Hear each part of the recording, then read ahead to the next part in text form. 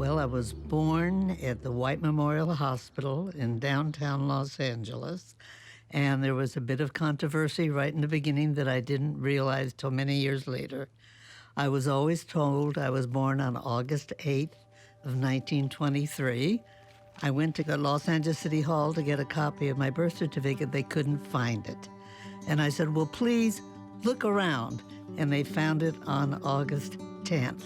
I've lived in one house on Baltimore Street in Highland Park. At that time, a very middle-class community. I had parents who were very politically aware. When I was at UCLA, there was only 4,700 students. Now I think there are probably 70 or 80,000. And it only cost $26 a semester for everything, and we thought we were being ripped off. I was very much active in student body government. I was a student body officer. I started UCLA in September of 1941, and in December was when war was declared. I graduated in 1945, so I was at UCLA the whole period of time of World War II.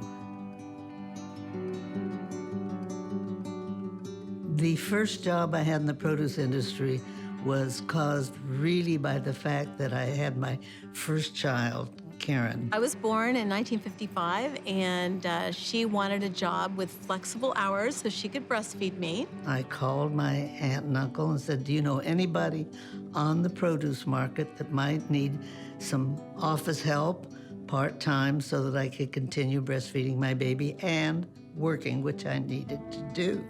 They said, oh my God, Frieda, you called on the perfect day. Our bookkeeper just quit. Come on down tomorrow. They didn't interview her. They didn't ask her what her grade in college was in math. It was a D. And you have to understand, I knew nothing about produce or fruits and vegetables other than what I ate. And her aunt and uncle went on vacation, and they wanted someone in the family to kind of look after things. In the old produce market, the bookkeeper was upstairs, and the selling was downstairs, and so she would come down in the market, and she just loved it. So as I was cashiering, I would ask each of the customers, can you use any mushrooms? That mushrooms, which were considered a great specialty at that time. Most of them said no, but one of the chain stores responded. And he says, yes, I can use it for a Thanksgiving ad. When he came in the next week to place his order, it was gigantic. I was petrified. So I ran upstairs, got their telephone directory, and looked up whatever mushroom growers they had, and called down and asked how many are ordered mushrooms. And I'm sorry, we're all sold out. So what I'd done, I took my station wagon, took Karen, bundled her up. I had never been to a mushroom farm. I started helping him pack up, and I stayed there and stayed there and stayed there. And finally, in desperation to get rid of me, they gave me mushrooms, and that's how I got into the mushroom business. We began to draw a lot of other specialty items, mangoes, which were a specialty item at that time, orchid grapefruit, all sorts of unusual things.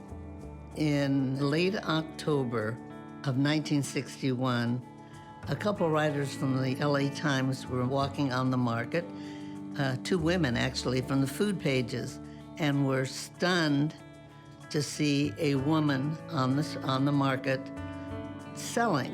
A couple months later, the owners of Southern Pacific Railway came to me and said, Frieda, we want you to go into business for yourself.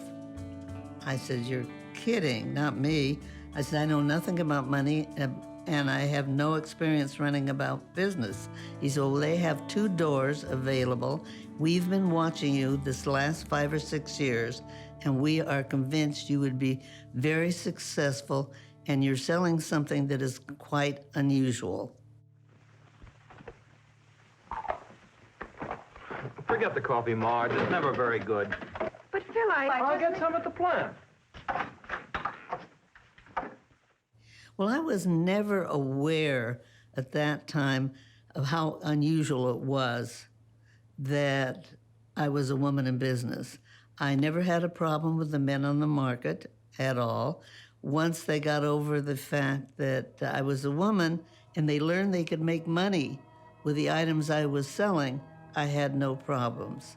So my mom really was the first woman in a man's world. I remember going down to the produce market and seeing her there. It was all these crotchety old men. That was the Mad Men era. Women didn't run their own businesses, particularly in the produce business, which was a tough trade. There'd be guys cussing, and it was not a business for a polite woman. And the magic of Frieda was that she was a polite woman, but tough enough to make it in that field, and I love her for that. There was my mom.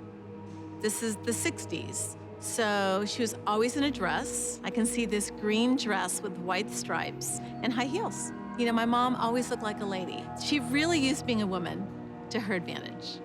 I think I used to joke, you could tell my dad was coming to the office because she would fluff her hair and she'd put on her lipstick and she'd just make sure she looked fantastic for him. She never did not have that feminine touch. And I think because she had that no obstacles, she didn't see anything, she didn't know that women didn't go down to downtown LA next to Skid Row and park their car and walk into the produce market at 2 o'clock in the morning. I can only imagine how intense that was. I mean, you have to be sort of one of the guys. It wasn't about just being a powerful woman, it was just being powerful and smart and passionate. She came in as the first woman and decided she was going to have a boutique type of operation. She was going to offer a market within the market. And I think that's what drove her popularity and also the growth of her business. And that was sort of how we were brought up, is you did what was right. Business was business. It didn't matter if you're male or female. And so the role model she provided for us was that you could do whatever you wanted. It didn't matter, but you had to prove that you were worthy of business or relationships or trust of other people. Well, my dad was kind of known as Mr. Frieda. So, and he didn't really like that too much. I thought at the time when I met him that he was one of the most repulsive people I'd ever met. He was a very strong personality, an absolute tremendous orator. He could convince anybody of anything. And he ended up being the president of the International Longshoremen and Warehousemen's Union. You know, my mom was married to the business. It was all-consuming. And my dad was very understanding about that. They're one of those couples that got married in the 50s, and you know, they were just gonna stay married forever no matter what. Most moms stayed home. And my sister and I were kind of unusual because our mom was a working mom. Mom left for work at 1 o'clock every morning, kissed us goodbye, and drove down the freeway and came back about 5 o'clock in the evening. My dad was there. He ran his business out of the house. I am not the maternal type. Jackie was probably around 3 or 4 months old, and I was already going to work. And so Sundays were the one time we had a chance to sleep in. So one early Sunday, Karen was between 2.5 and 3. She didn't want to wake us up, and the baby was in her room in the crib and was hungry. So Karen went downstairs and she took a top of the bottle, ran hot water into the top, stuck the bottle in and heated it, and then took the bottle up to the 3-month-old baby and fed her. That was a sign of Karen early on. I remember when I was in first grade, our teacher was holding up these pictures of different people doing things, and she shows a picture of a produce manager. And of course, I raised my hand like, my mom's in produce. So we took a field trip down to the LA produce market, and that was really my first experience. I was like 6 years old of seeing what she did. That's when I learned about, we were importing kiwi fruit at that time, and we got samples of kiwi fruit, we got, pineapple, but I didn't know that was special. You know, my mom is fearless, always has been. So one of my first memories of going down to the produce market, my mom had this giant sign, and the sign said, "The greatest hurdle specialty items have to surmount is the buyer, not the consumer." And people would come by and say, "Frieda, you're insulting your customers." And she'd say, "But that came from a customer."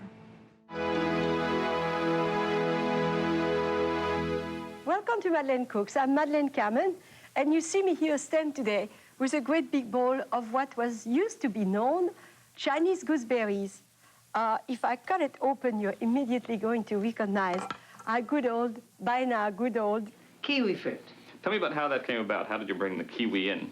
All because of one shopper who had been to New Zealand, who went to a Safeway store and said, I want some Chinese gooseberries. Safeway came to Frieda's Finest and said, find us Chinese gooseberries. So I spent 6 months searching. I had no idea what I was looking for. I didn't know what it even looked like.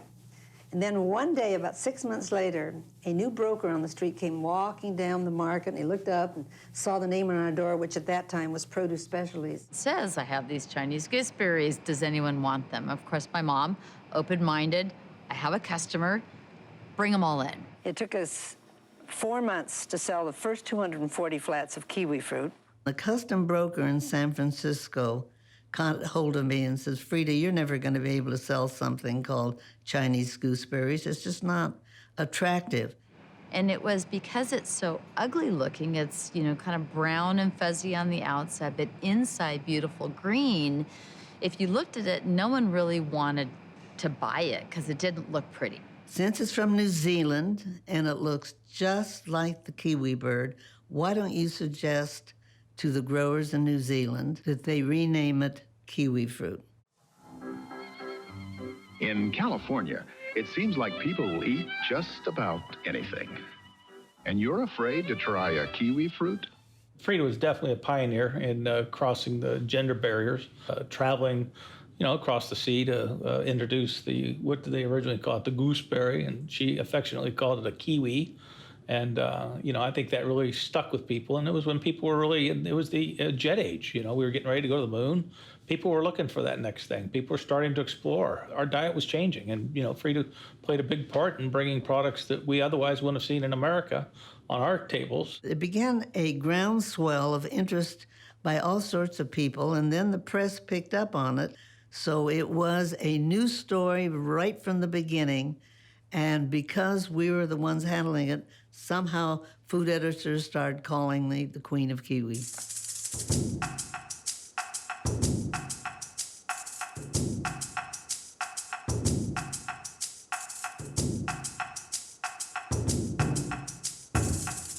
My work as a writer focuses on 5 different characteristics of produce: the variety, the growing area, the horticultural practices, ripeness at harvest, and post-harvest treatment, and how those combine to influence what the consumer experiences. Frieda, like me, has been interested in the confluence of commerce and fruticulture, and so she's a kindred soul. She brought expertise you couldn't get anyplace else. You could pick up the phone, you call Frieda anytime and say, Frieda, I need to know more about mangoes. I need to know more about papayas. And she would have something to you, if not over the phone, within the next couple of hours. Mangoes, papayas, Asian pears, things like that would not be where they are today if it wasn't for Frieda and her organization. There's always going to be new ingredients.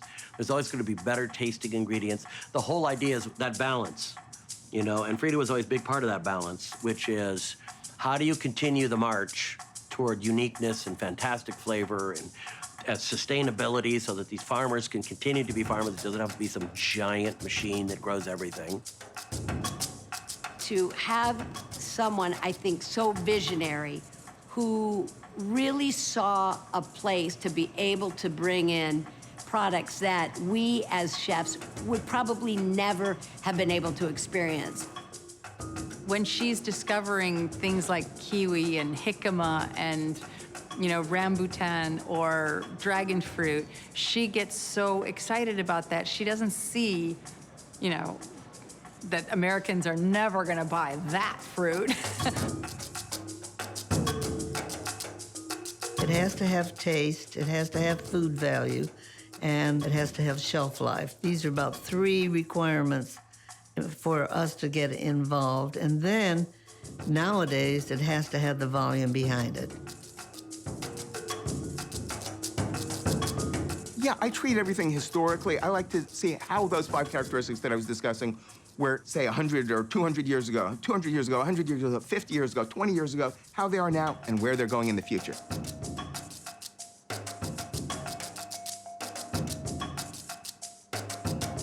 Look at this. This looks like a fruit that was designed by Disney. But it's native to Southeast Asia. It's called the mangosteen. It's not a Jewish mango. It's a fruit that used to be very greatly sought after. It was totally unavailable in the United States. Now, let's taste one of these. I can't resist. Oh my God.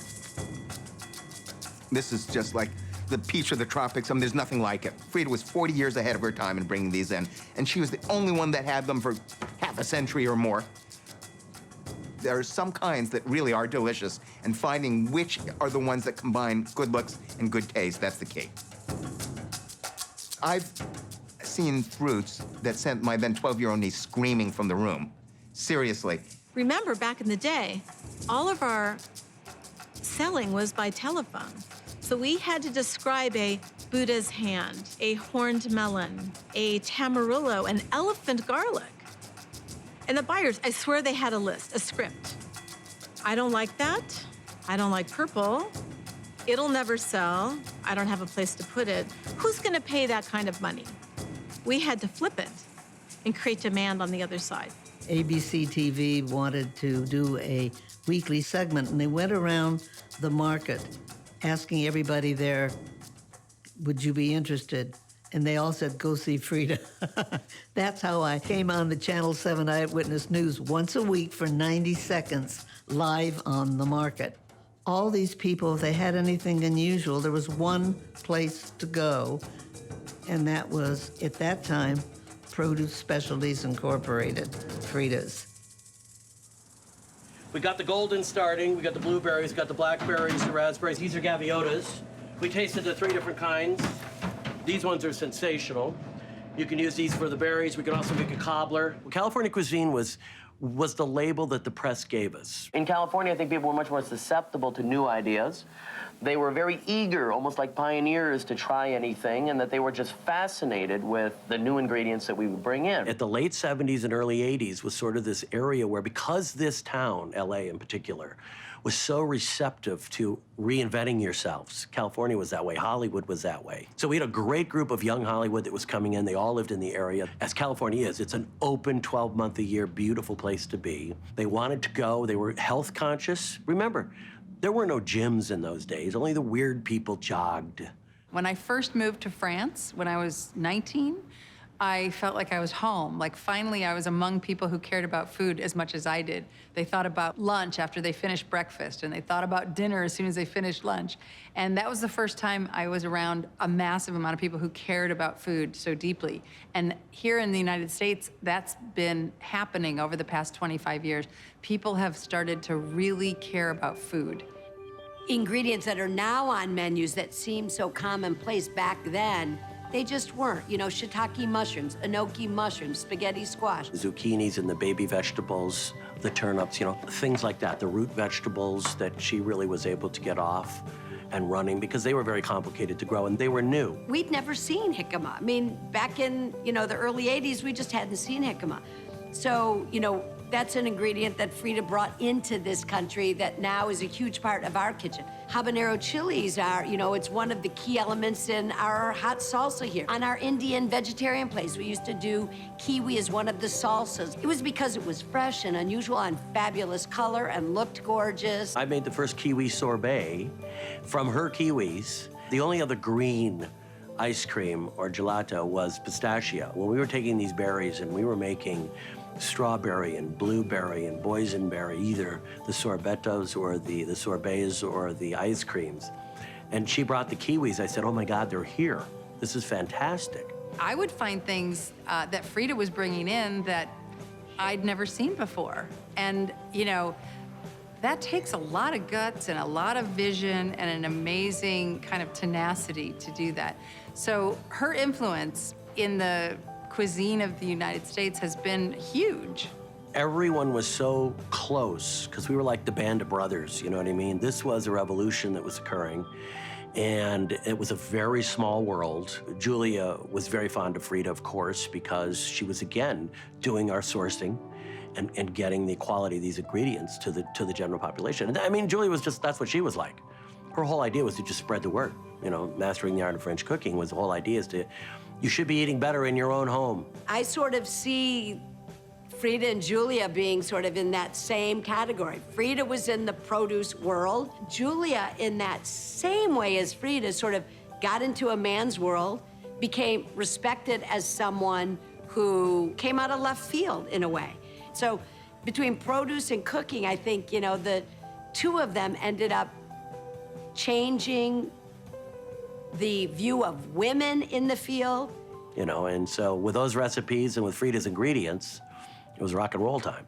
My great pleasure to be here tonight on behalf of the Mayor of Los Angeles, Tom Bradley, to congratulate Frieda and her two wonderful daughters on 25 years of excellence in building not only a fine business establishment, but really an institution here in Los Angeles.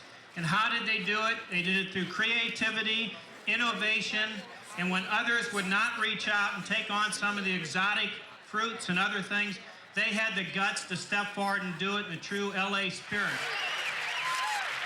It's my privilege, my honor, and truly a real thrill to present the president of Frieda's Finest Produce Specialties Incorporated, my older daughter, Karen Caplan.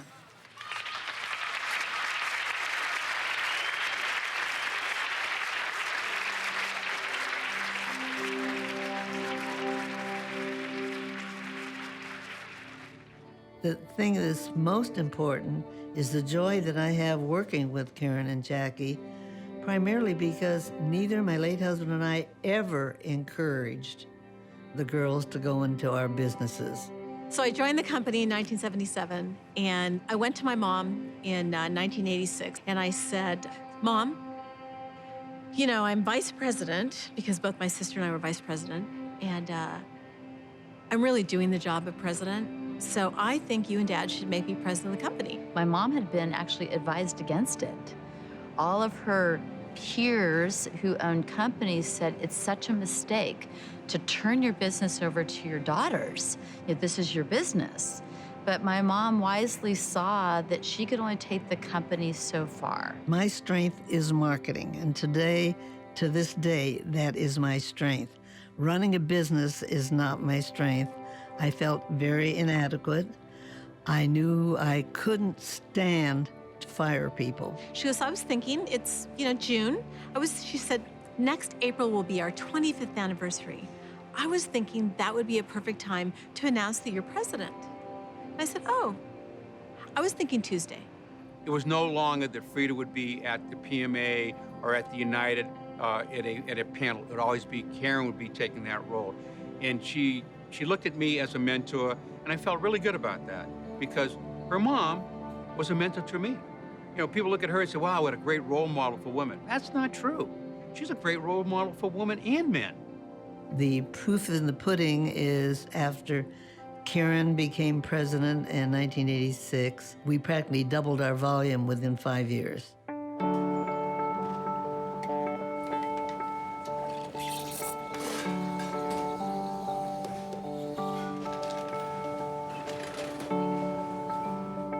It is totally remarkable to see these two girls working together. Karen is totally right brain. Jackie is totally left brain, and together they make a perfect match. You know, we grew up, we were 3 years apart, so I always say we're on different playgrounds.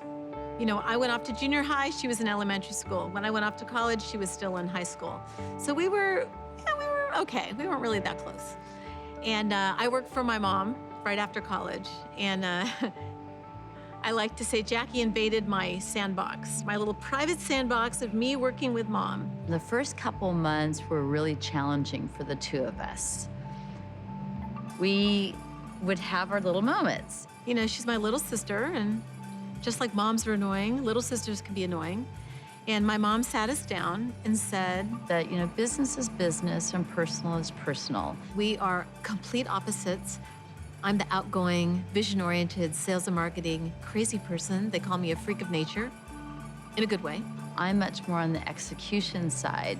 So we joke that her job is to dream up all the fun stuff, and my job is to figure out how we make it happen. We have the that pineapple from Nicaragua. I want to be able to put together a sheet, almost like a fact sheet, that this is a completely new product, because I want to take that into Safeway to see if this is the kind of thing they would have an interest in. Dorian, call Karen on 164. Dorian, call Karen on 164. I want it to look even rougher than a fact sheet because it's a new product. She's the boss, and there has to be one decision maker. And I think that's ultimately why we've been successful. I don't know if you're ever in with Aldo's, the RACI model, responsible, accountable, consulting, and informed. It's an acronym, RACI. And so there's certain people that need to be informed, but not consulted, right? People that need to be consulted, and then there's the people that are responsible and accountable. There's some blurred lines on the roles and responsibilities, especially in supply team. You know, it's amazing to come to work every day, and my mom is here, and my sister, who's my business partner and my best friend, is here. Our industry is made up of a lot of family businesses. And Jackie and I are freaks. But we had a consultant once look at our personalities and say, oh my God, you guys are perfect partners. We discovered that as we worked together.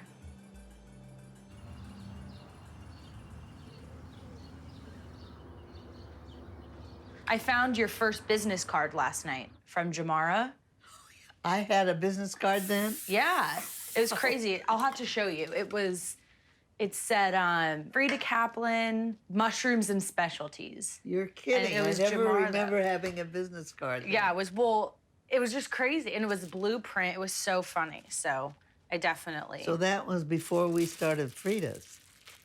Yeah. Before I went into business for myself. Oh my goodness. You must have a treasure trove up there. I just threw everything in the drawer. I don't know. I was putting something away and I found like a stack of your date books. It was crazy and Did awesome. it reveal anything interesting? It was cool to see that you put clippings of people in your date book about, like, if you went to an event, you put the clipping of the event in the date book and wrote a note about who you met and what you did and everything. It was neat.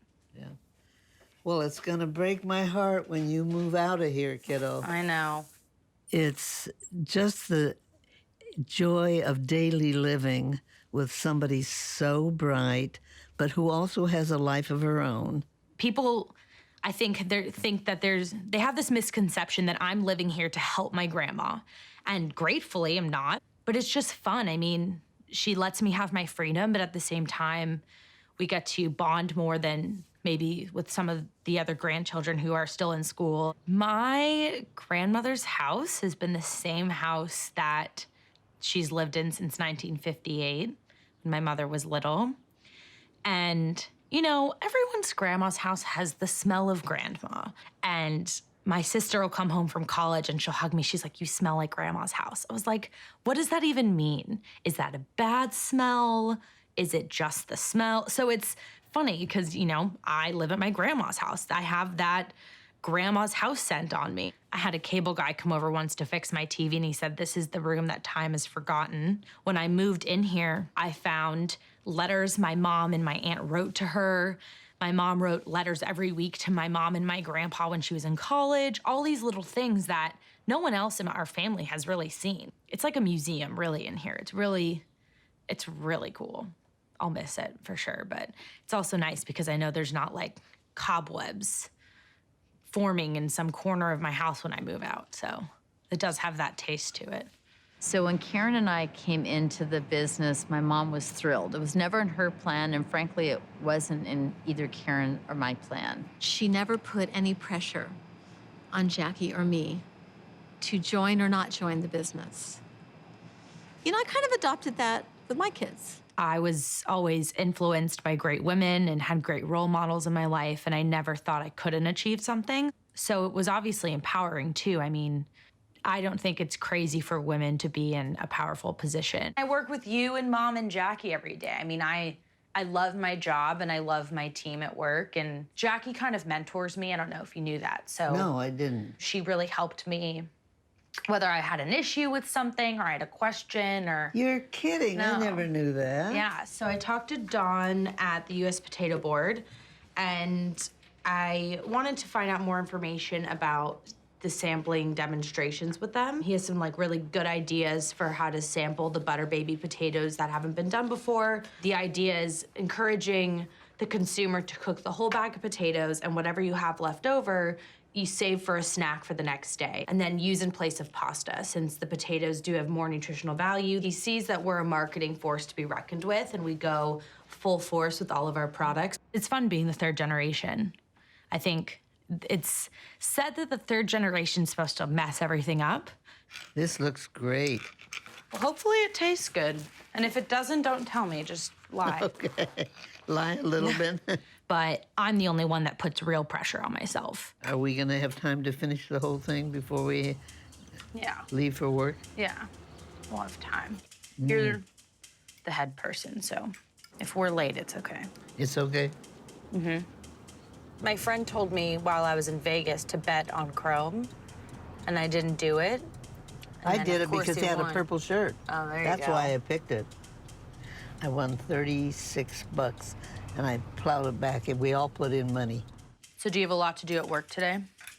No, I cleaned up everything yesterday, so all I'll have is what is growing on today. Just filing? I just feel that I'm totally energized. I go to work every day. At least it's Monday through Friday now, no longer Saturdays and Sundays. I'm energized by my daughters, my granddaughters. I just don't feel age. I never have. Is Mark out to lunch? Yeah, Mark's not here right now. Oh. What's up? Do you need anything? No, I wanted a change of pace. Oh, going the back route? Yeah, going the back route. How's your day going? Good. Good. When I joined her in the business, my mom checked every single invoice, every day before it loaded. And I said to my mom, to grow the business, we're gonna have to stop looking at the invoices. But she loves those invoices.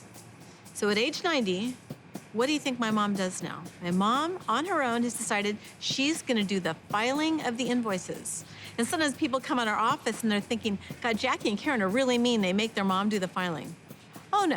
When people are like, why doesn't she retire and travel or stay at home and relax? It's like, she doesn't want to do that. She wants to go to work. She goes to work like someone is keeping time on her. Her energy is really inspiring. Is she 90? 90, turning 91 this year. You know, I think you stay connected and engaged, and, you know, she hasn't let technology get in her way. She writes emails to me back and forth. Unbelievable. Well, you got to take the principles of what she does, which is get up, go to work, keep doing it, keep pushing, be the leader, be the charismatic individual that people want to say, yes, I believe in her. We can continue this. She's up on the latest news, no matter what it is. It's not just necessarily about produce. She knows politically what's going on. She knows what's environmentally what's going on. I've always been an activist. Women Against Gun Violence, the Southern Poverty Law Center, Planned Parenthood. In order to participate in government and in the world, you have to be knowledgeable. You have to be aware, and you have to realize there's more than one side to a situation. You have to understand both sides and what motivates people. How you doing, Grandma? Hi, sweetie. Hi. Hi there. Hi, Hazel. Hi, Terry. She has the most amazing memory. The customers met her before.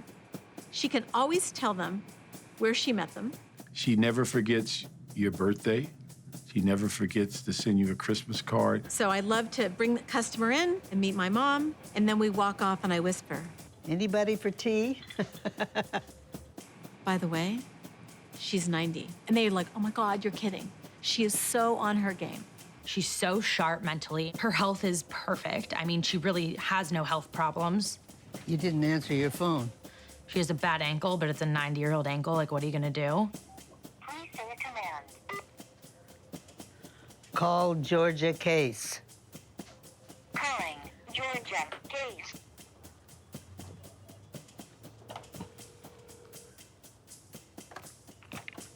Hello? Yeah.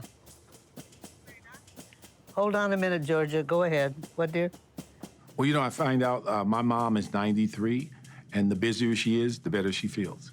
But I do think that often we ignore the vitality of some of our seniors, and we believe at a certain age, you go out to pasture. For years, people thought long life was important. But I think in today's age, you're saying long life is not important if you have no quality of life. A young lady who was about 32 looked at me and she said, Frieda, how does it feel to be old? And I looked at her and I said, well, I've never figured I was beyond 18. I still feel the same way.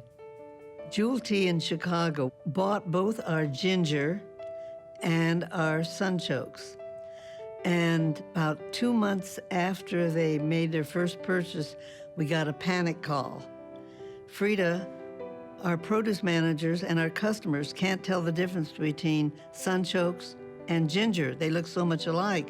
The answer to the question is I developed the very first consumer package in the United States in the produce industry, a 1-pound package of sunchokes. And so to tell people what to do with it, we made a little label for it, and we had space on the label. And I said, well, let's put something on the back side.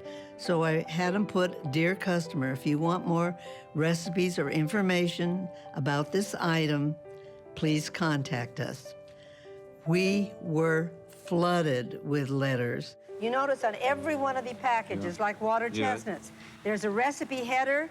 Inside, there's recipes in it telling people how to use it. I see. And this is the key to moving all these unusual fruits And where do you get all of these recipes from? Well, one of the main sources has been my daughter, Karen. Remember, she doesn't cook.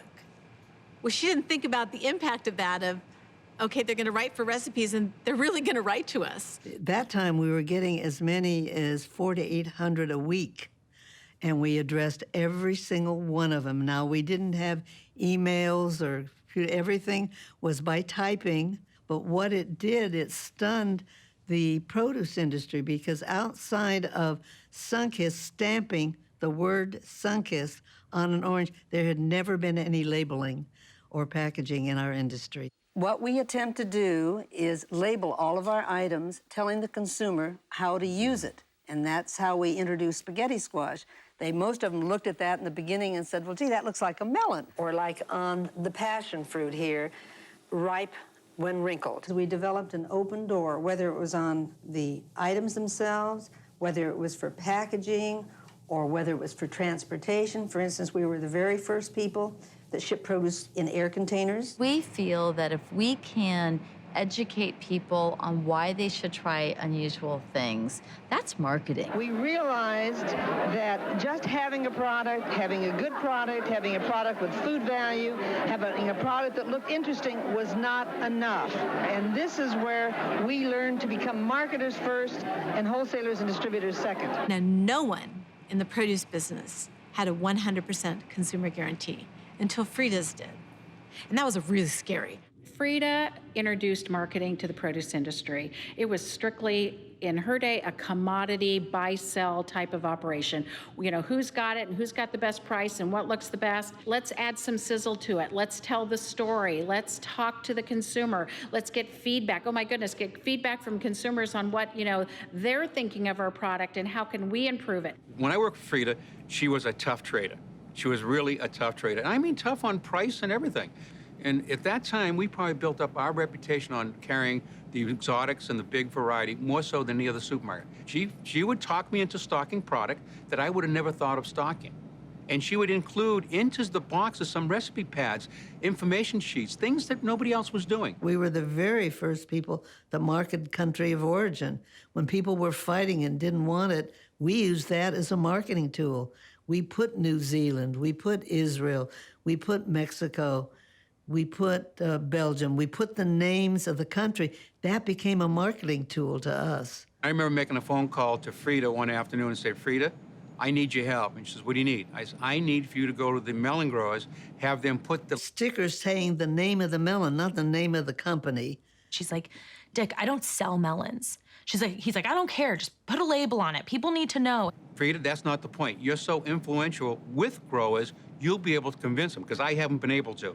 If you just rejoined us, welcome back to Today's Business and a visit with a Horatio, or shall we call her a Harriet Alger figure. She is Frieda Caplan of Los Angeles, who has just been named the first woman entrepreneur of the year by Working Woman magazine. One of the greatest amount of fun that we get with our fruit is when a lot of TV shows call us. Matter of fact, for a period of time, we were the suppliers for Star Trek. And one of the first things they used was the Kiwano, the African horn melon that you see here. That is odd looking. And to most people, it looks like either a paperweight or an exotic fish. Or a hand grenade. And a hand grenade with spikes already built in. And man alive, did that increase sales. People wanted to know what it was. And of course, it spread the word about Frieda's as a resource. So the color purple became identified with me, and even the printers, labels and things like that, for a while had a Frieda purple on their color palette. Everything became purple. She painted the walls purple, she painted the forklifts purple. To this day, we still sign everything with a purple pen. Actually, I had one guy that worked for us once. We were training him. We told him, oh, and by the way, you have to sign all your letters with a purple pen, which is really not a big deal. And he quit 3 months later. He said, you know, we were taking away his creativity and probably challenging his manhood. Everybody knew if you found something weird or you found something exotic, and oh my God, if it was purple, that was like the double winner. Talking about John Q. Public in the middle of the, the Midwest, who hasn't seen a lot of, maybe not even seen oceans. There's a lot of things that are going to be scary. It's like today with the fingerling potatoes. What happened to my big fat potato? Or, an ugly fruit that's truly ugly. Or something that looks nice and soft on the outside. When you cut it in the middle, it's a blood orange. Those are the types of things that her name on that product, that purple color, tells people, hey, this is something that's fun, it's unique, give it a try. In 1990, the LA Times came out a front page January 1st story with the 12 people in Southern California that so affected the nation.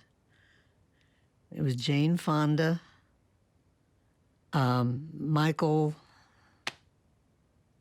the one head at Disney, Mike Eisner, people like that, and me. I couldn't believe it. I didn't even know anybody at the time, so I had no idea that we had that kind of reputation. And although I've received many honors over the years, nothing floored me quite as much as that.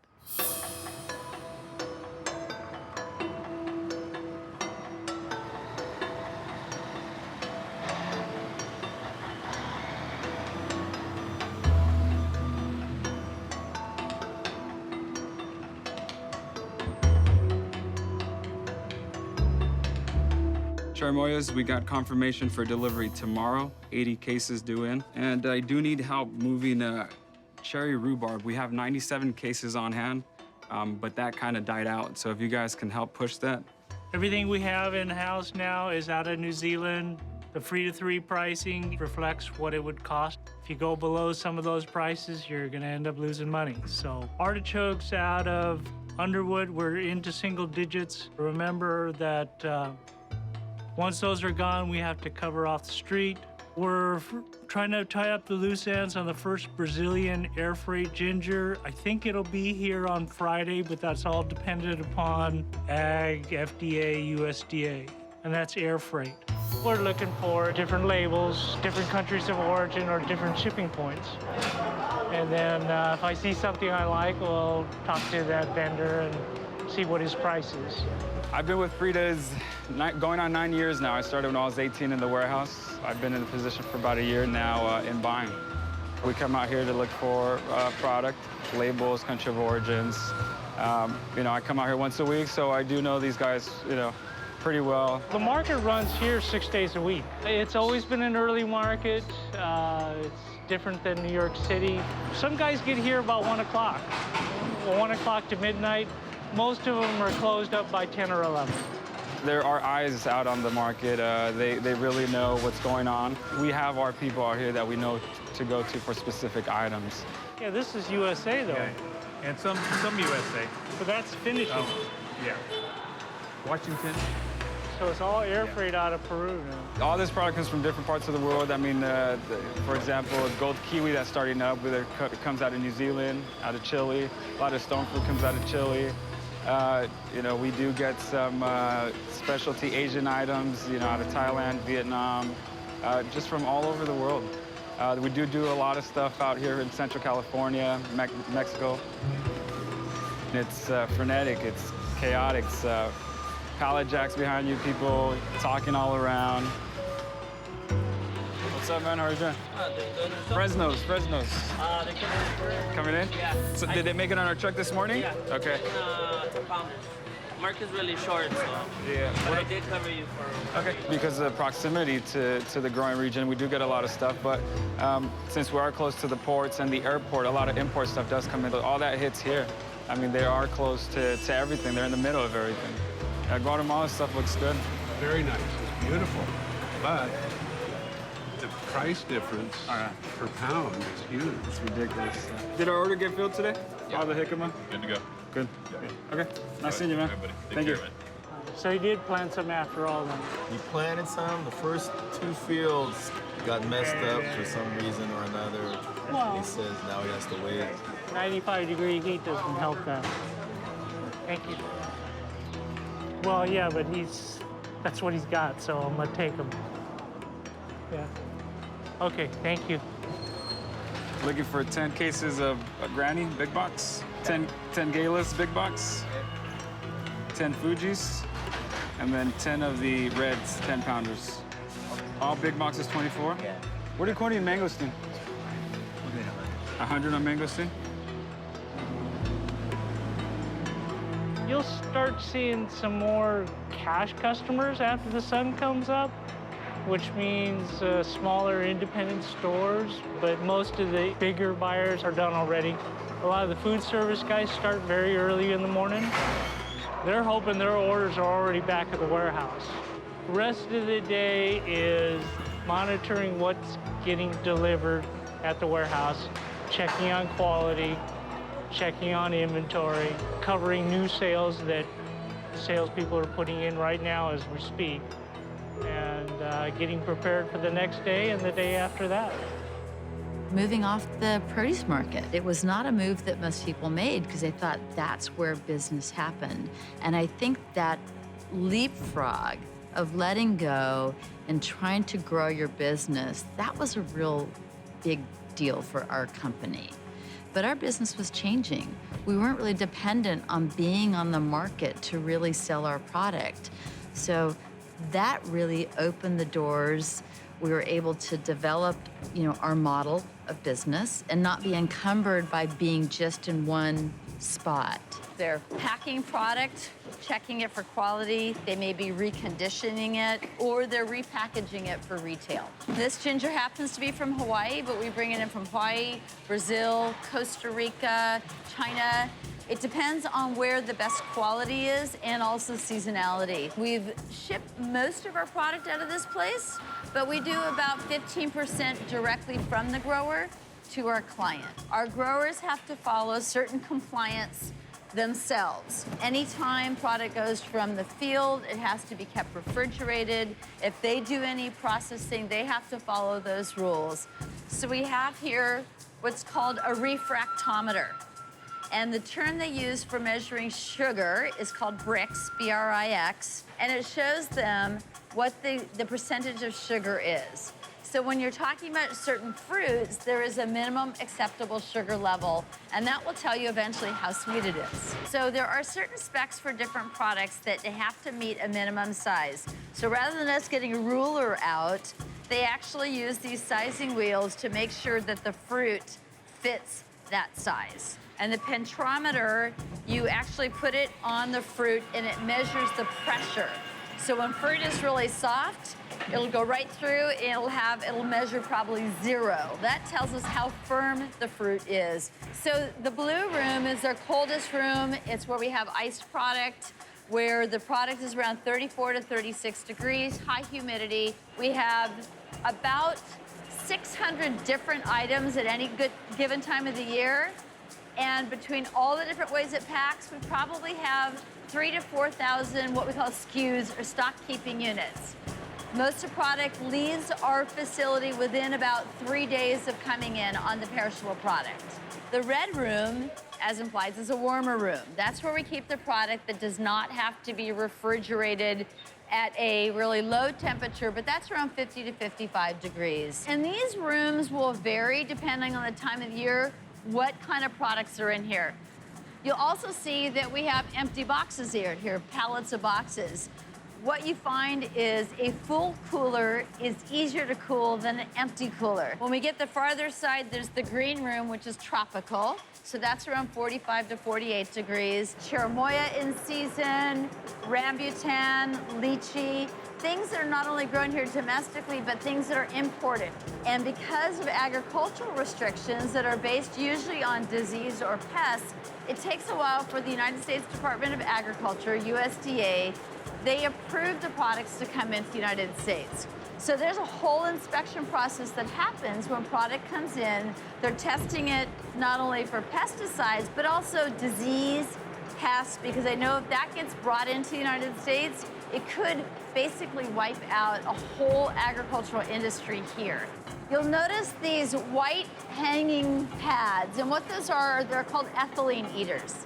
And what it does is fruit naturally gives off a lot of ethylene, and ethylene is ripened. So you might have heard people say if you want to ripen your avocados, put them in a brown bag with a banana.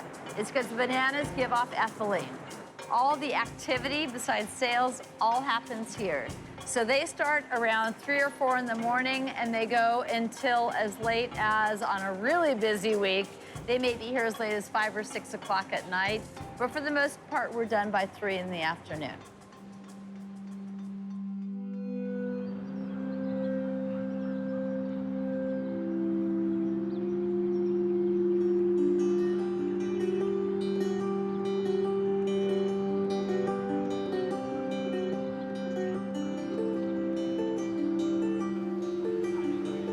The market in Santa Monica started in 1981. That has grown to over 200 vendors, and it's incredible. It's a way for people to really stay in touch with the food sources.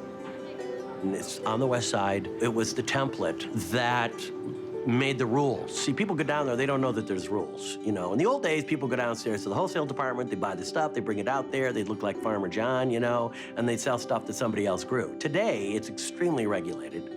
And I'm not talking about organic or non-organic. I'm talking about just to get into those markets, you have to really grow the product. This has become not only a market for gourmets, a market for bargain shoppers, but it's also a source for purveyors or distributors to restaurants, and a place where the elite meet and greet in the produce world. People come to suss out what's new and to talk to people like me and to chefs and farmers about it. Once you're hooked on how good produce can be if you know who to buy from at the Santa Monica Farmers Market, you'll just never, you can never settle for anything else. Hey, look who's here. Frieda the finest. I'm so glad to see you. It's always a pleasure. I feel like it's an art project, like it's a produce art project, because it allows these growers to bring to market things that 20 years ago, 25 years ago weren't of interest to people. And now a lot of growers will take some of the items that they're growing that have the vision to do something on a grander commercial scale, but they want to see if it has legs. Is this an item that's going to have traction? And we're so much more interested in food now than we used to be. You know, a lot of us ate asparagus out of a can. Oh my God, I can't forget how long ago on the Donut Peach. My God. At least 20 years ago. That's right. And now they call it flying saucer peach. Or the Saturn. Saturn was the original one, bred by Rutgers, and that was the first of the line of these low-acid, white-fleshed peaches, relatively tender, that were flat. That's the kind of peach that originated in China, as you know, centuries ago, and it was preferred by Chinese emperors because they could eat it without getting their beards wet, as Andy liked to say. David Karp is brilliant. He's quirky. When they call him the fruit detective, If we want to know anything unusual, anything developed, he is a magnificent source. He's one of the most imaginative food writers that I've ever known, and he goes deep, he goes into the country. We found a lot of farmers that were growing things that we had been looking for that weren't aware of, that were contra-seasonal, and we have adapted a lot and gotten a lot of resources out of it. So these are blueberries. Look at how You're gorgeous. kidding. I have to take a The picture queen of that. specialty produce. Ever seen I've anything like that? Never seen anything like that. It's pink lemonade. Okay, so you know that you just eat it like, so run your tooth on it like that. That comes right off. Oh, I So good. They're the most innovative berry growers on the Berry. Central Coast. The advent of farmers markets is real, and you can go there once a week and you can load up on your vegetables and your fruits, and it's good. And it is a competition to the supermarkets, but it's a good competition. It adds more places people can buy good, fresh products. And in many of these farmers markets, it's organic. Not all of it, but a lot of it's organic too. It just makes it very, very accessible to the average consumer.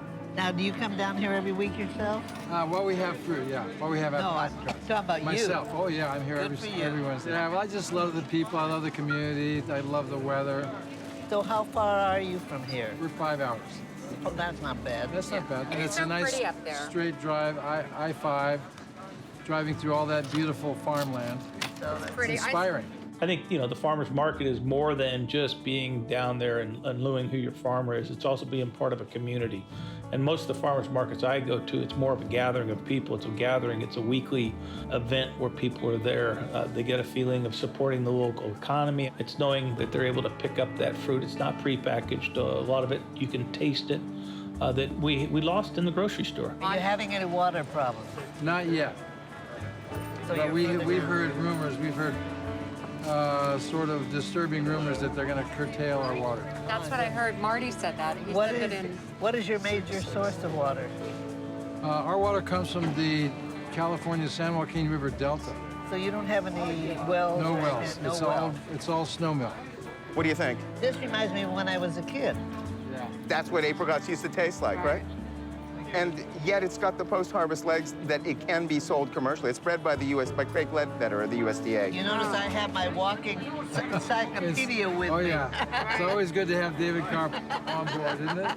Truman Kennedy has things that nobody else has. Were you Like talking we to were him? talking about the Indian peach. He's got those.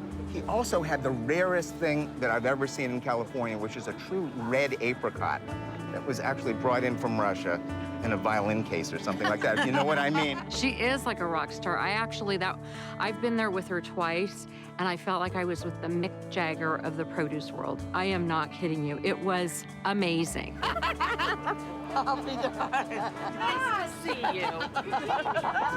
I heard so much about you. Thank you so much. The Sancho. Oh. This is Barbara, the proprietress of. She's got my favorite farm in the whole Well, and world. you're half the reason we're daring enough to try and do the weird things we do is we figure somebody Right. will eventually catch on. Oh my gosh. Chefs must go absolutely crazy with They're this. starting to, yeah. The stock should be from the Sugar Yeah, Stampede. I think so, could be. It is. So you're selling it as like a sprout garnish? Uh-huh. And there's two different ways of coming out. One comes with a white flower and one comes with a purple flower, and they look entirely different. Look like something chefs will go crazy. Yes, Oh, they are absolutely. going That's how it came about. So I'm glad it worked Like a out. microgreen that actually has It some is. flavor. I know. The farmers markets just brings it even closer for not only the public, but for chefs to be able to walk over there, explore new ingredients, be inspired by farmers, be inspired by the product, because that's what gives us inspiration. Did you see Wolfgang around here? I saw him last week. I haven't seen him so far. Somebody said he was here today. He's usually here. He's here, but he usually, I think he leaves by now. Oh, dear. Yeah, he's gone. I haven't seen him for so many years. What is oh, it? my goodness. This is fabulous. What is it? It's a plum cup.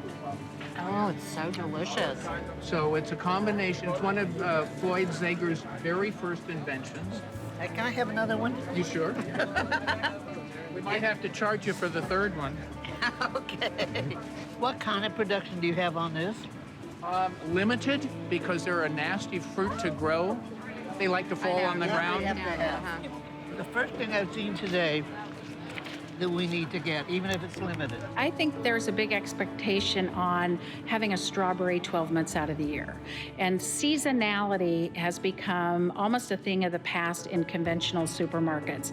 But when you get to specialty supermarkets or you get to farmers market, you get to see the seasonality. And that's what I love about farmers markets.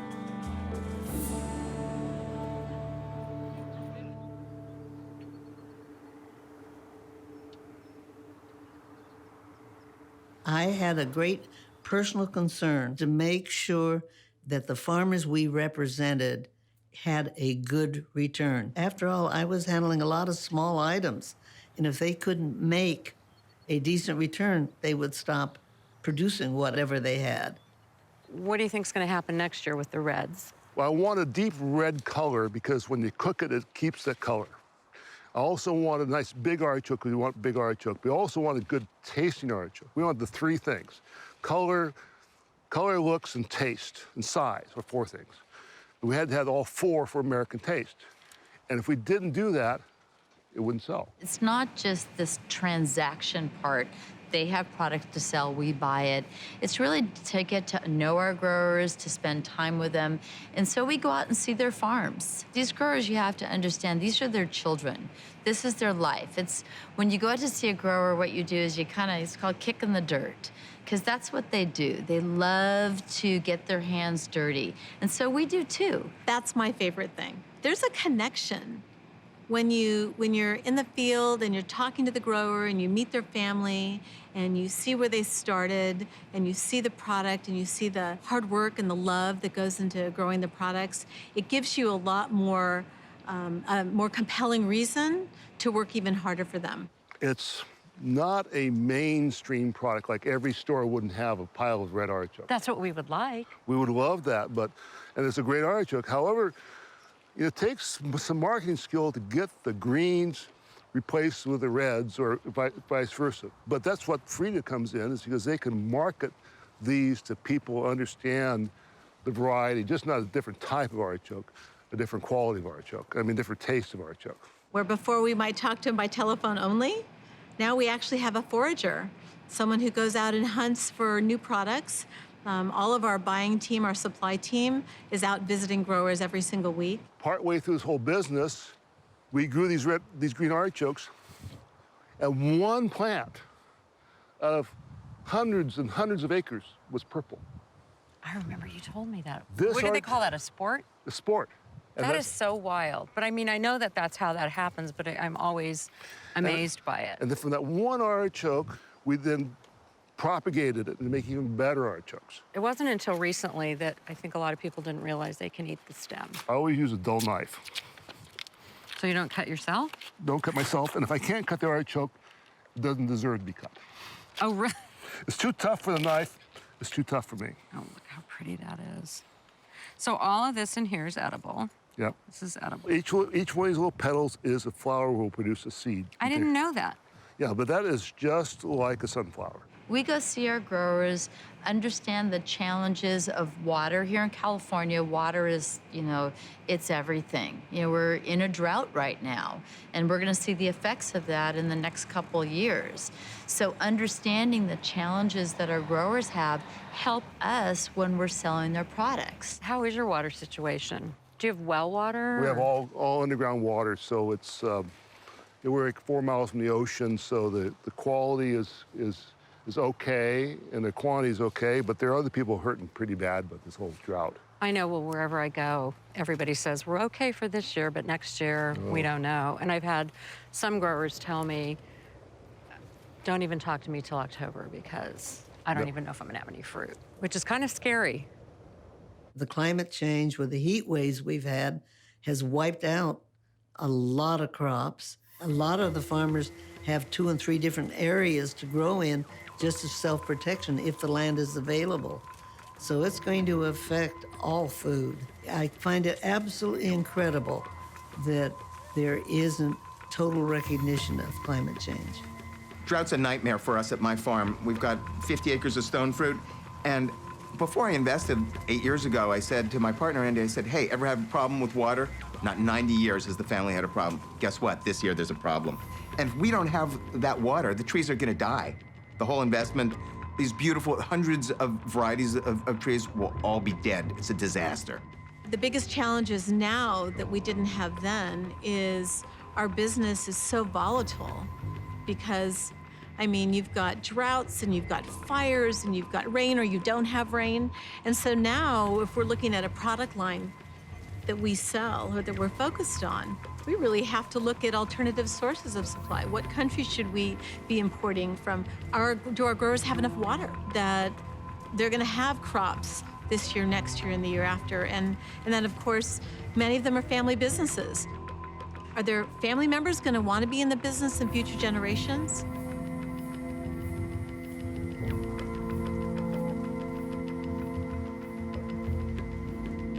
The basis of all farming, of course, is a healthy soil, a healthy environment. And I think the real key of all of it is water.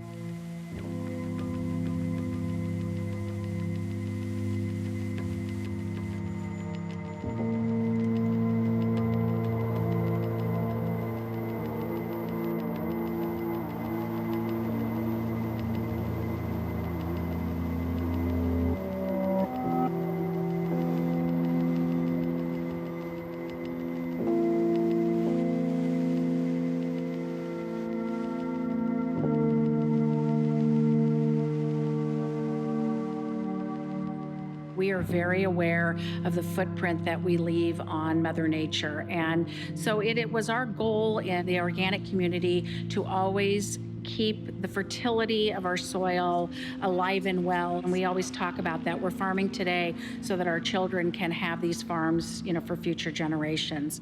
The Salinas Valley is known as the salad bowl of the world, and it's where literally 90% of all of your greens come from. Think of a big, beautiful quilt. And so the quilt has different squares, and every square has a need and an importance. And so if you're looking at where's the best place to grow cauliflower and where's the best place to grow head lettuce.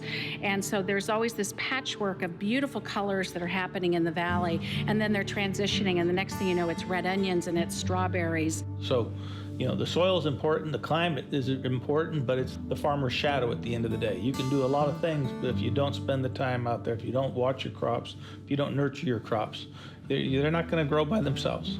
Born and raised Central California, the daughter of a farming family where Saturday was never about cornflakes and cartoons. It was driving a tractor or harvesting cotton or picking beans or whatever it was. At the same time, I learned a great work ethic, and I learned that I had a passion for our industry, which led me to wanting to be involved in it when I graduated from college, because I knew this was truly where I belonged. I looked throughout the industry to find where I felt like I would be best placed, and that's when I met Frieda and Frieda Caplan, and I knew at that moment that I was home.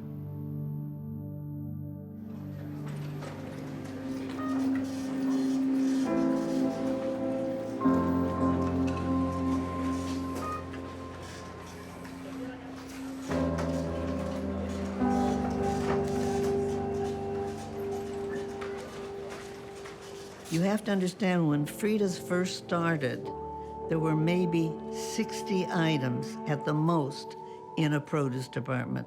Today, you have 400, 500, 600 items, and we've been responsible for introducing at least 200. In the old days, you had 1 or 2 different carrots. Today, you have maybe 15 to 18 different kinds of carrots. We used to have 2 to 3 kinds of tomatoes. If you look at this store, it's probably got 18 to 20 different kinds of tomatoes. I remember when a customer asked my mom and I, aren't you gonna run out of products sometime? So we had just met Noel Wiedmeyer from the National Academy of Sciences. He's the one that introduced quinoa and jojoba and so many in the lost crops of the Andes were all the potato varieties. So my mom said to him, Noel, are we ever gonna run out of new products to sell? I mean, we're going through these pretty fast here. He said, Frieda, there's between 20,000 and 80,000 edible varieties on the planet. And that's always been kind of our inspiration, to know that we would never run out. Would you ever have imagined, Mom, okay, so when you started with seedless watermelons, that it would develop to something like this? Unbelievable. My God, they've got a whole display of our stuff. So look at all these chilies. So yellows, So I remember when we brought in the habanero chilies. That is one of the most important. That was the overnight success. The habaneros? The habanero was the only item that didn't take a lot of years to get done. I know. Wasn't it the first package you designed? Yeah, This was the first package that Karen designed after we introduced this. That showed you how to take the off the string. calyx. How did you introduce these items? Were they something that you saw through traveling? No, generally speaking, it was items that farmers brought to me that nobody else would pay any attention to. And being that I was on the 7th Street Market where all the chain store buyers were coming by, I would introduce it, get them to sample it, and I found a few innovative produce managers and buyers that knew that they had produce managers that would display it and try it and sample it. And it was that simple. Frieda was in stores 7 days a week, really there to prove her passion for this product and, frankly, to change the entire produce department in the store. You don't think much of the specialty because in the realm of things, then and now, it's not a big percentage of your business. What it's a big percentage of is your business perception by the consumer. The produce department has a tendency to hold a halo effect over the entire store. If you're good at fresh produce, at the fresh part of the business in the produce section, you're good throughout the rest of the store. People have used the produce department as the entryway into their store. It's aromatherapy, it's colors, it's aromas. It puts you in a better mood. And if you walk through a fabulous produce department, you're gonna spend more money in that store and spend more time in that store. That's been proven. And if you can imagine back in the This was 70s? No, this was the 80s, because I remember going down in our warehouse in the 7th Street Market, and we had bins of kabocha, butternut, sweet dumpling, gold nugget, delicata, all the specialty varieties. None of them were labeled, and we had to figure out which one was which. It was like, name that squash. Every one of these products that we've introduced has a story. Has a story. I think the future of supermarkets, I think the future of shopping for food, of picking the healthy ingredients for your family and for yourself, that's what's probably one of the last pleasures there is. Taste it and, touch and sample and smell and it's a very holistic approach to produce for me, and it's very deep-seated in my DNA. For me, it's so much more than what, we're feeding our bodies. I'm feeding my soul with produce.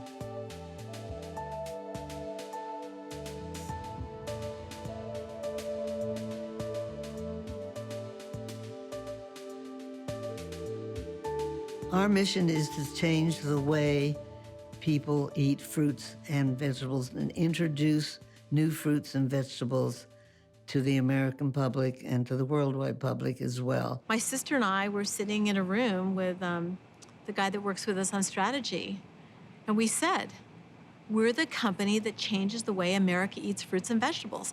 That's our mission. And it just crystallized for us. And it's really become a crusade. There probably is not a city in the United States that sells produce that doesn't have a specialty outlet now on their market. So we don't look at competition the way other people do. It can only benefit us. And we're still the ones that bring the new items. People still look to us, trade commissions, universities. We work with universities all over the United States, all over the world, for one of the most important industries, food. You can't survive without food. We really have a new generation called the millennials, which are changing the way people buy food, the way people look at food. This generation never wants to eat the same food twice in their entire lifetime. Being young, it's totally in line with what us millennials want. We want food that we know where it comes from, that we can cook, that's convenient, but that's healthy, that tastes good, all these different things. Whereas my generation, it was about easy. I remember having TV dinners when I was growing up. Throw it in the oven. How fast can you get it done? And so eating wasn't an experience. It was something you do. Where now kids are more interested in learning how to cook. Well, what we've seen is over the past 10 years, there's been a 15% shift of channel where supermarkets are down 15% in sales, but other channels are up. If you look at the fresh markets, the Sprouts of the world, the Whole Foods, they're up. You look at dollar stores, you look at drug chains, everybody else is up. And it's really because the supermarket took their eye off the ball. And the ball is the consumer, it's the shopper. They didn't see the fact that we'd have 7,000 farmers markets on a weekly basis taking away their business. They really didn't understand why anybody would want to buy milk at a drug chain.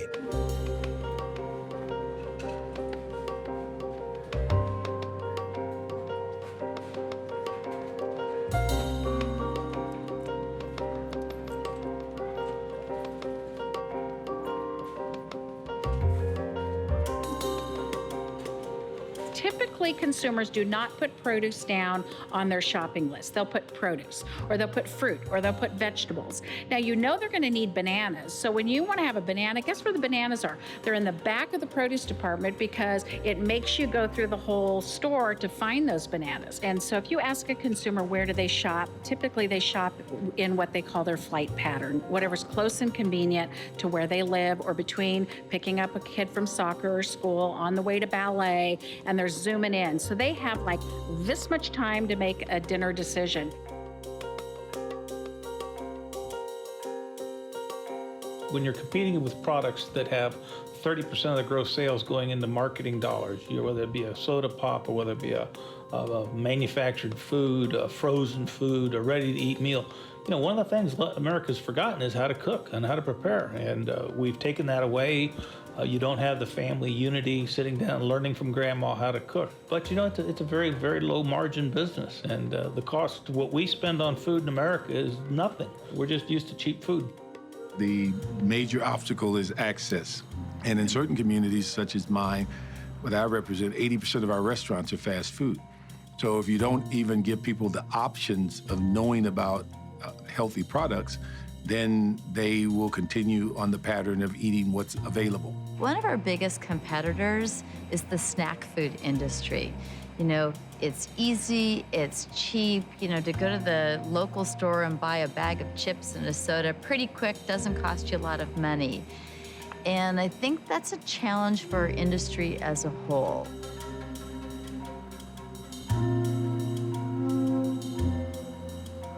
If people had listened to Frieda years ago, we would not be in this obesity market that we're in now. And so you end up with a situation to where a lot of things are in place that if corrective action isn't taken by the parents and the schools and people to educate young people on what are the benefits of eating healthy and doing a regimen of exercise, then they will fall into a society that will not live as long as those that came before them.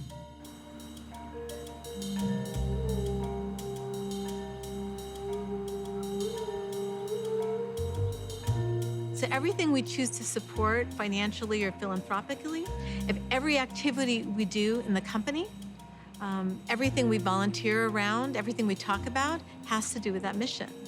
And especially now when everyone knows that obesity is a huge issue, and that we have to change the consuming patterns of kids. I want to spend just a little while talking about some of the hard choices that our country faces when it comes to food and food choices.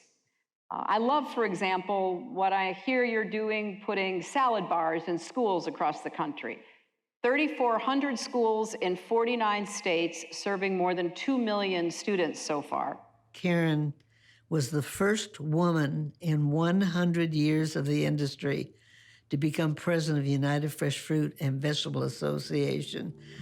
This was a barrier that had never been breached. Karen has been one of the chairmen of the putting salad bars into all the schools, working with food service people that we work with all over the country, urging them to participate in buying salad bars for schools in their areas. The only way you're going to fight obesity and diabetes is getting the young people to change their eating habits, to start eating fresh fruits and vegetables.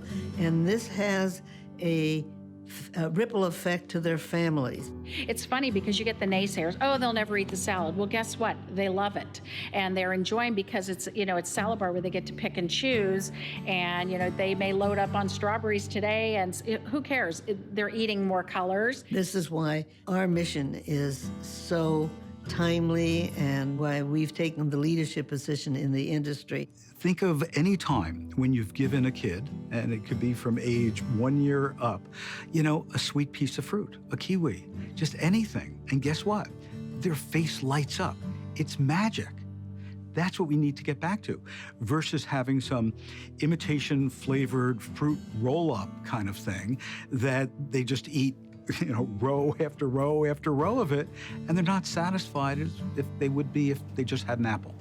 The store needs to focus on quality and service, needs to up the ante in education of produce managers, and really learning those communication skills that, again, I think Frieda taught us all on how to explain food. But that is responding to consumers. They can make you a lot of money, or you can lose and go into another place, another store if you don't respond. Absolutely. Give the consumer what they want rather than pushing them somewhere else.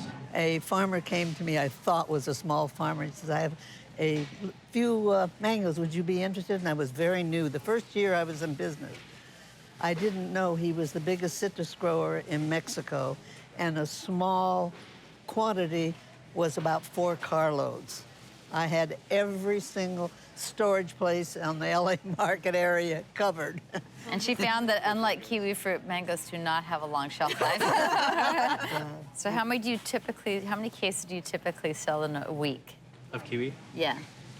Ooh, probably 1 to 2 a day, so maybe 10 to 15. 20. Yeah. In one, but that's one store. So And how that's many? one store. How many stores are in the chain? So 10 cases times 160, so. So my mom's first shipment was how many boxes? 200? 210-pound boxes. 210-pound boxes. The first crop was 2,000 pounds, and you're going to sell that much? In a week. Probably, yeah, in a And week that here in the took us 4 months to sell. But ironically, I am allergic to kiwi fruit, only because I think I sold and tested it to so many people for so long. I think when you overeat on something, you can develop an allergy. So As a matter of fact, I'm sorry. Are you starting I'm having a reaction Really? right now. Oh, go like this.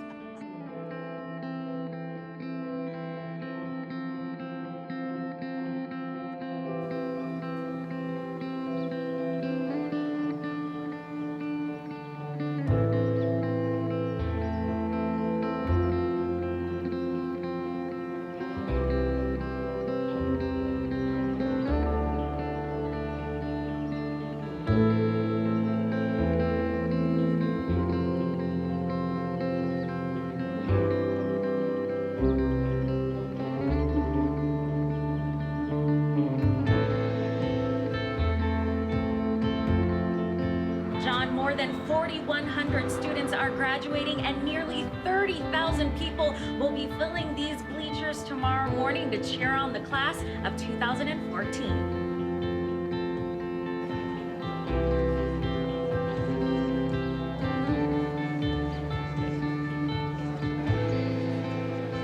The relationship with the Caplan family is very special. These are people that have a very successful business, but they're not in it for the money. Karen and Frieda could have sold out years ago and been living on a beach somewhere. It's not about that. It's more powerful than just a business.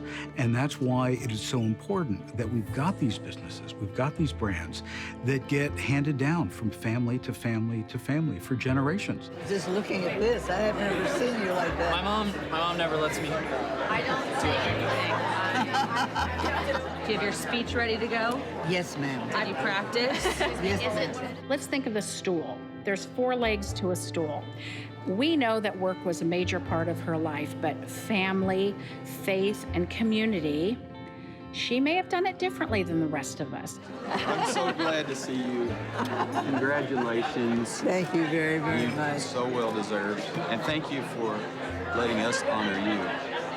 Are you excited about today? Or what are you thinking right now? Are you even there? I am just like this.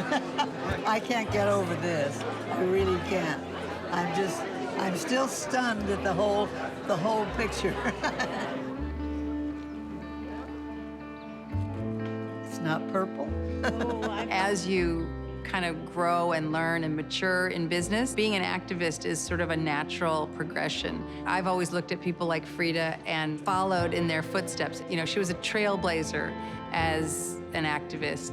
And the fact that Frieda started this company, was the first woman in the produce business to own her own company, just is incredible. Back then, I mean, you're talking about, you know, at that period of time when there weren't women in the industry. Women still have a long way to go.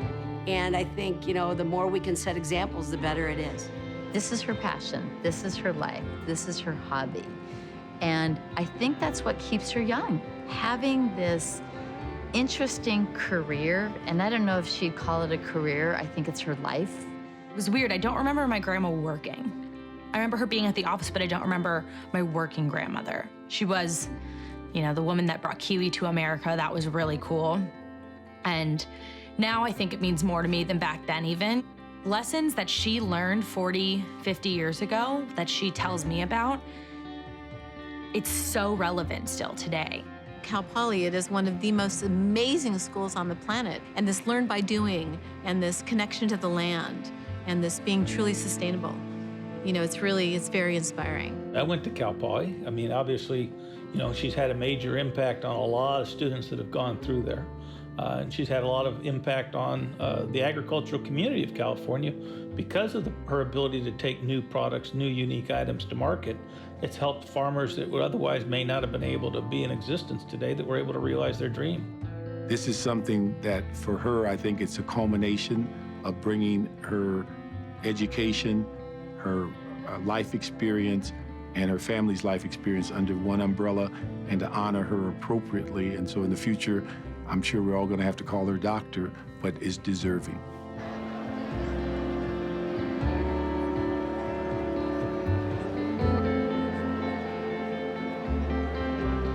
Every day is a gift with my mom. And every day I learn something from her. But probably the biggest impact she's made is the idea of having an open mind. Always be kind to everyone. My mom and I have talked many times about what her speech is going to be. So she says to me, Karen, I want to change their lives. I'm going to be at Cal Poly, and I have 2 minutes to thank them for honoring me. At age 90, my mom still cares about what she's going to say and how she can change someone's life. We recognize Ms. Frieda Caplan for her influence in the fields of agriculture and her entrepreneurial work that inspires society and the produce industry. Frieda Caplan, on the recommendation of the faculty of California Polytechnic State University and by the authority vested in me by the trustees of the California State University, I am proud to confer upon you the honorary degree of Doctor of Humane Letters with all attendant rights, responsibilities, and distinctions. Congratulations. Thank you, Jeff. When you're almost 91, it's okay to call the president of the university by his first name. I graduated UCLA in 1945. But I had no idea what I wanted to do. I hadn't taken a single business course, but I learned that my college experience prepared me for life. I started Frieda's Specialty Produce 52 years ago, but I did not have a business plan. Associates tell me the success came because I never saw obstacles. 90 years had passed since Americans had met their last new fruit, the banana, in 1870 in Philadelphia.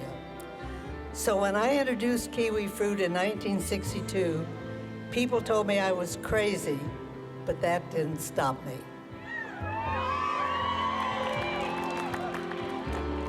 My late mother always said my greatest strength was due to my optimistic, positive view of things. She passed on her guiding principles to me, and today I wish to share them with you. Never badmouth others. Always listen to the whole story. Be a voice in your community. With my mom in mind, the most important message I can leave with you today is to be politically active. Vote. Speak up. Whether it is about gun control, fracking, the DREAM Act, or GMOs, don't sit silently by.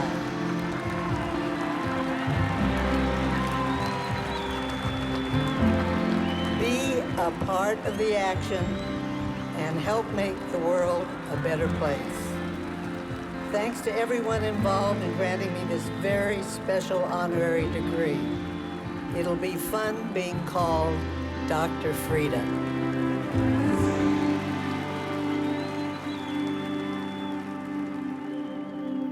I don't look at it as something that is a very special life. All the credit I get for so many things that Frieda's has accomplished, a great many of them really are due to my daughters, Karen and Jackie, and my granddaughter, Alex. I love to connect people. I'm a connector. I love to bring people together. I've never let go of anybody I've ever known. What we've done is evolving. Our task will never be finished. I've still got a lot to do. I just have been a very lucky person.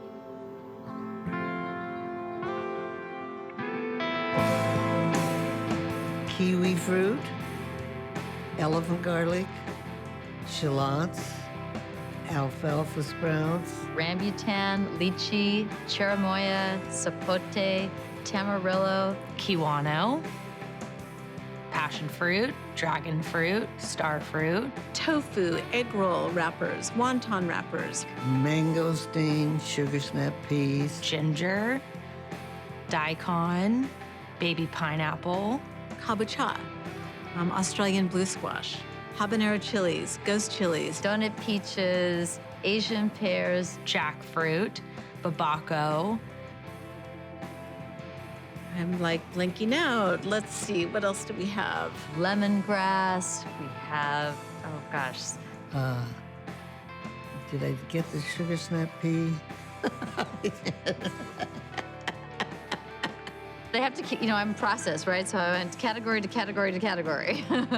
It's been so many items that I actually have lost track. Did I get more than anybody else?